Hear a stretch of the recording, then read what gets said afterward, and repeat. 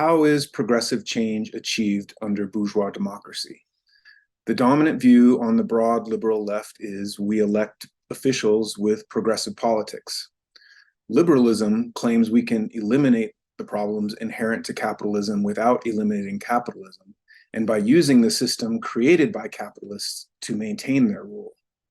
Social democracy, or democratic socialism, takes this naive error even further, that we can eliminate capitalism itself within the legal political framework of capitalism.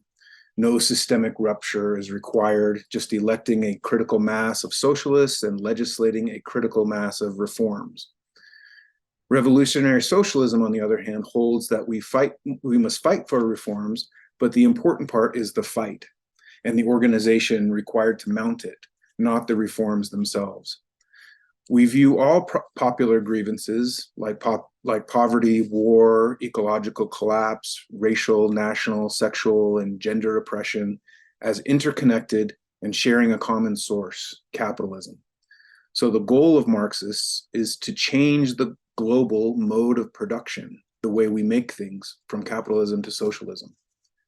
Marxists are champions of democracy, but only a highly circumscribed sham democracy is possible under capitalism, where political power flows solely from economic power.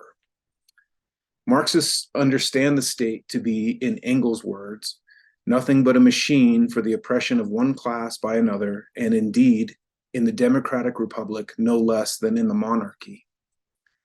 And the executive of the modern state, according to the Communist Manifesto, is but a committee for managing the common affairs of the whole bourgeoisie. This may be more apparent when it comes to presidents and congresspeople, but local and regional politics offer no alternative. Every mayor is a servant of real estate developers and whatever corporate enterprises dominate their city. The job of governors in states like Colorado is to manage the extraction of fossil fuels. This view of the capitalist state informs the strategies and tactics of Marxists.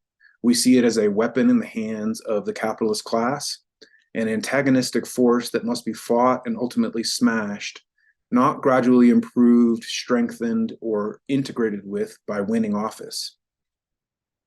We're in the minority with this view, even among socialists. The DSA, by contrast, is directing radicals into an imperialist party. We're trying to do the opposite.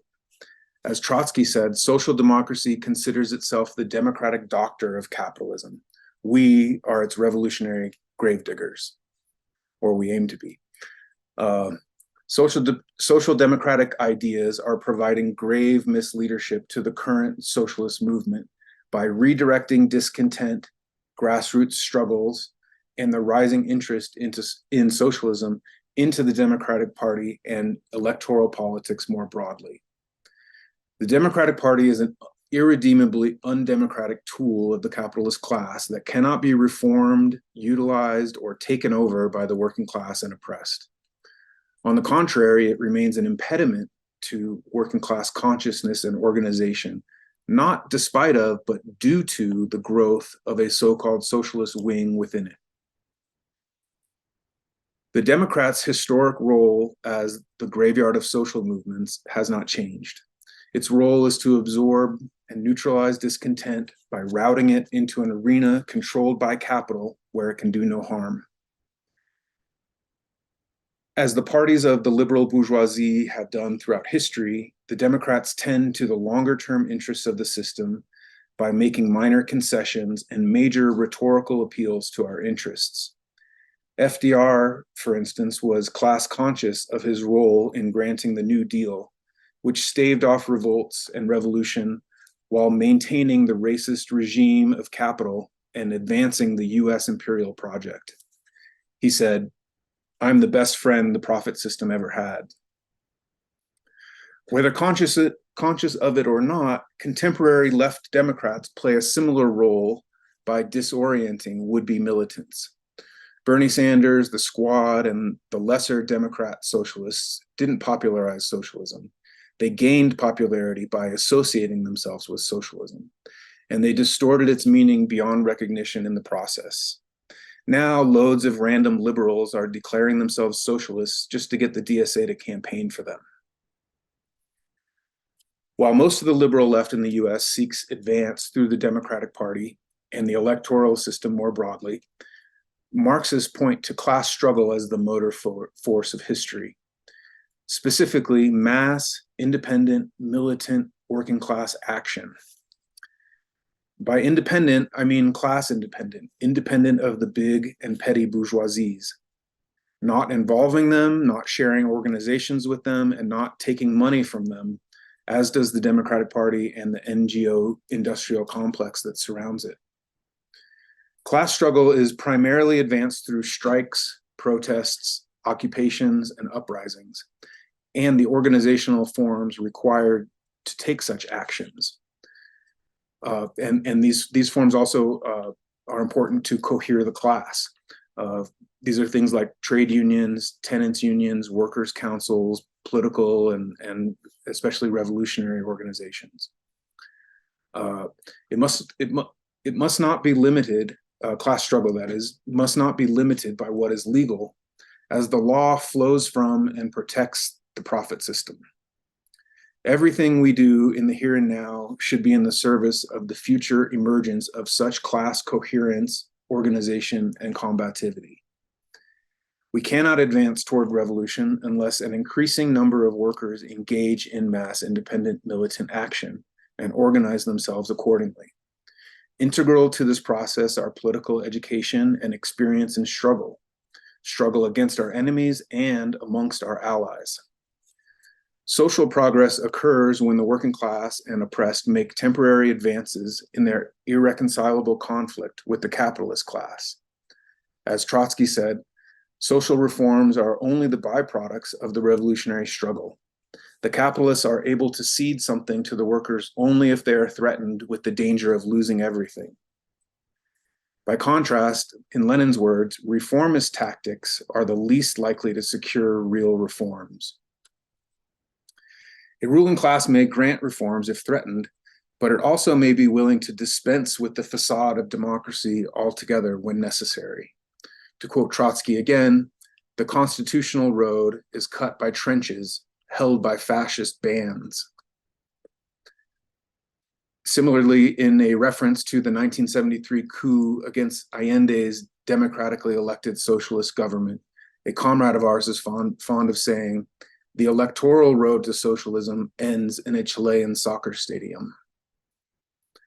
As any ruling class around the world would do, Chilean capitalists dropped the democratic facade, slaughtered and jailed thousands, erased the gains made under Allende and before, and returned the economy to its role as their profit-making machine. Reformist socialists have not learned these lessons. What can we learn from the history of the socialist left's approach to election? The Marxist political tradition warns us against what Engels called parliamentary cretinism, the tendency to place all hope for social change in parliamentary institutions. But even socialists trained in Marx have shown they are not immune. Before 1900, when many dozens of German socialists won election to parliament, Engels became increasingly alarmed at the rise of reformist tendencies. Leading member of the German Social Democratic Party, Karl Kautsky, once known as the Pope of Marxism, went so far as to call parliamentary activity, quote, the most powerful lever that can be utilized to raise the proletariat out of its economic, social, and moral degradation. At the turn of the century, Rosa Luxemburg railed against such tendencies. She said, people who pronounce themselves in favor of the method of legislative reform in place and in contradistinction to the conquest of political power and social revolution do not really choose a more tranquil, calmer, and slower road to the same goal, but a different goal. Instead of taking a stand for the establishment of a new society, they take a stand for surface modifications of the old society.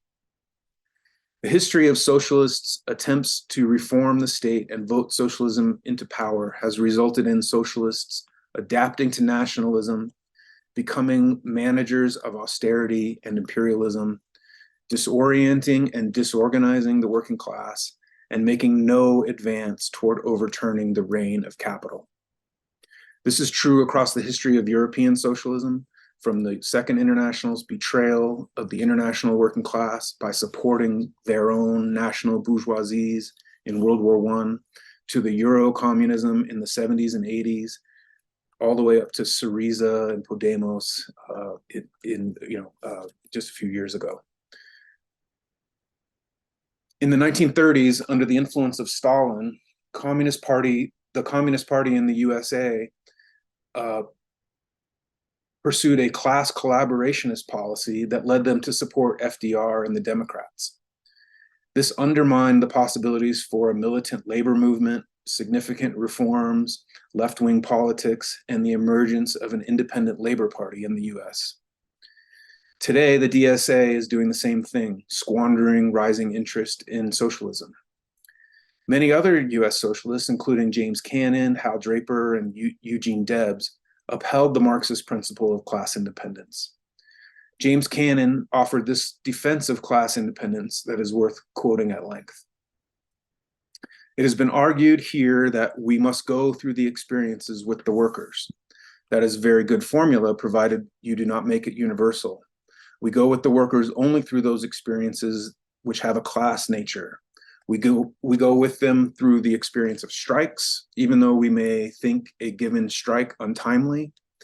We may even go with the workers through the experience of putting a reformist labor party in office, provided it is a real labor party and subject to certain pressures of the workers, in order that they may learn from the experience that reformism is not the correct program for the working class.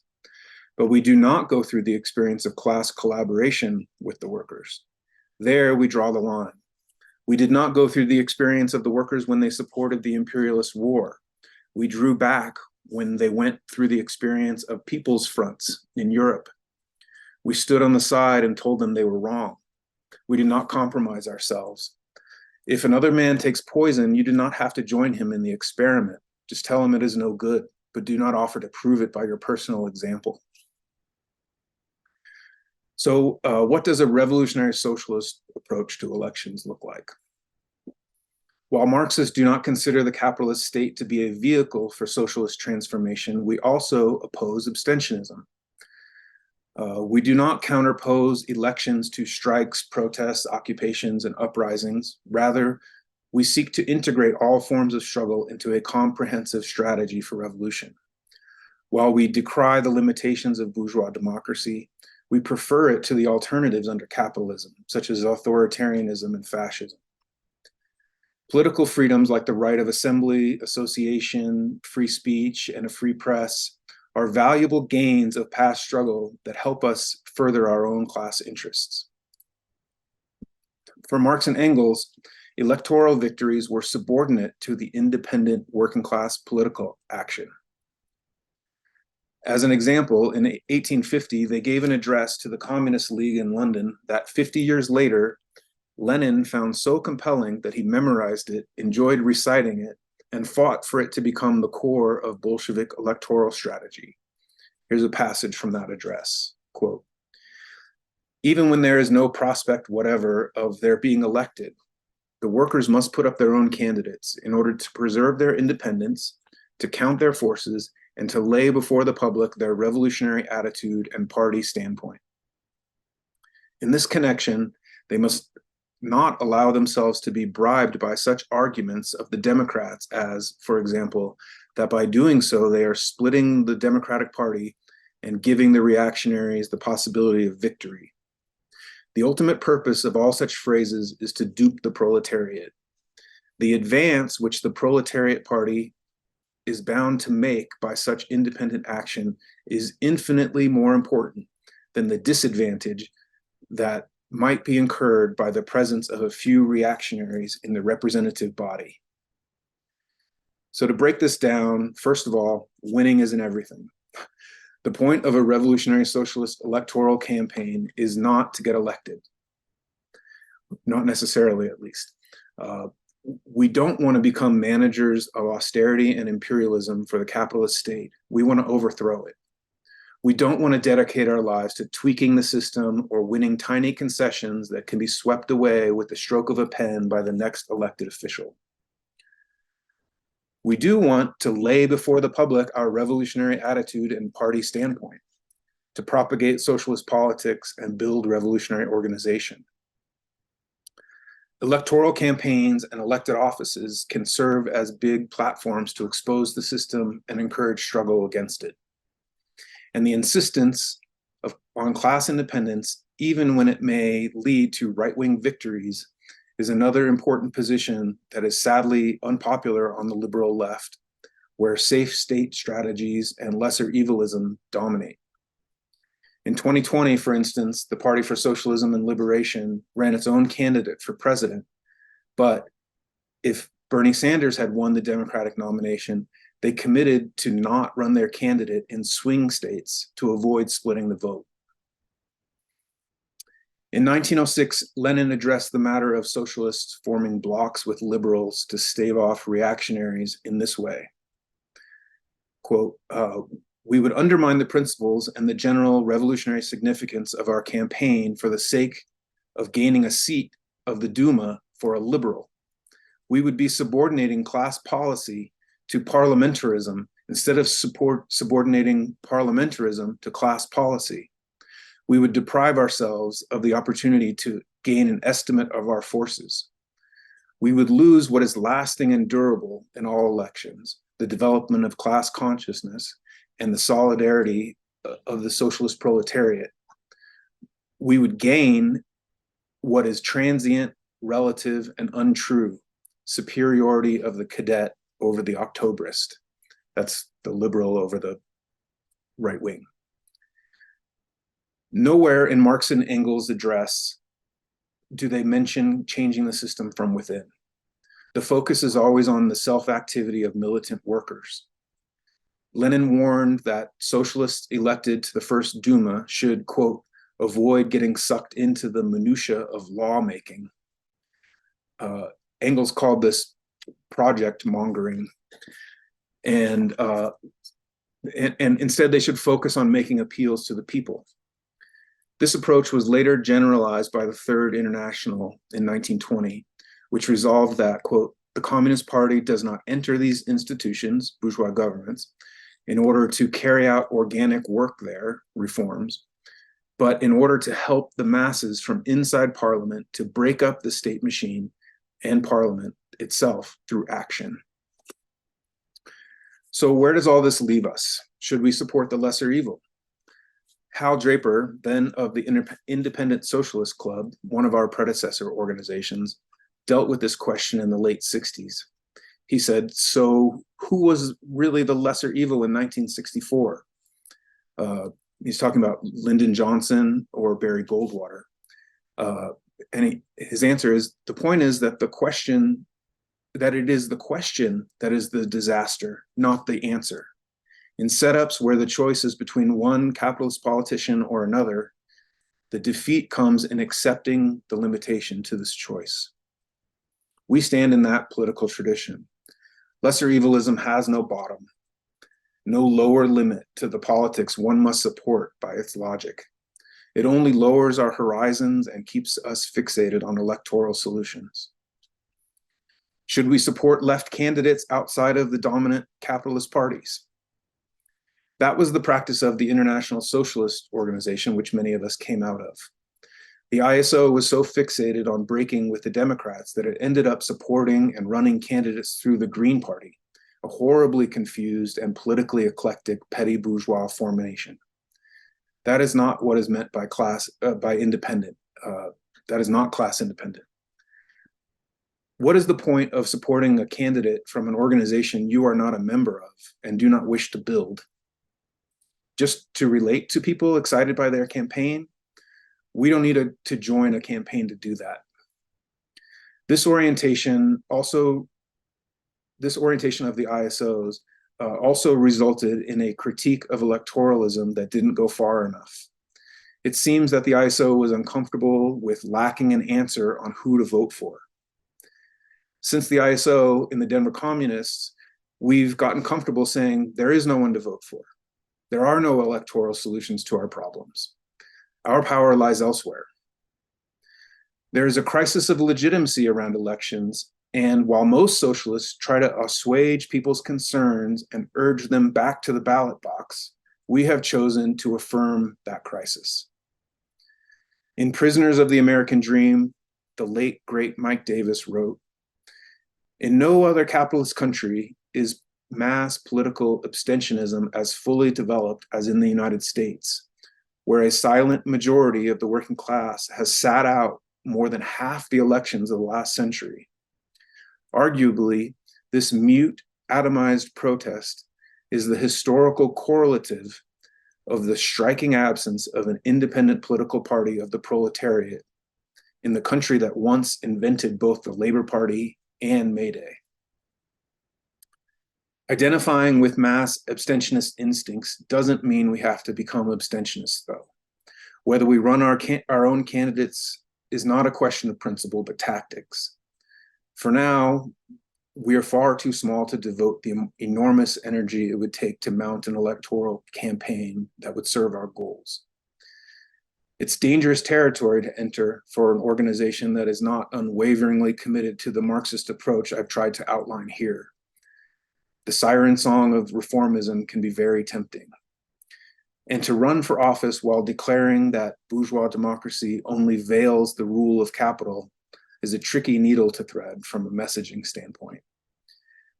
And I did not write much of a conclusion, so I'm just going to end right there and let's get into it, y'all. Thank you so much.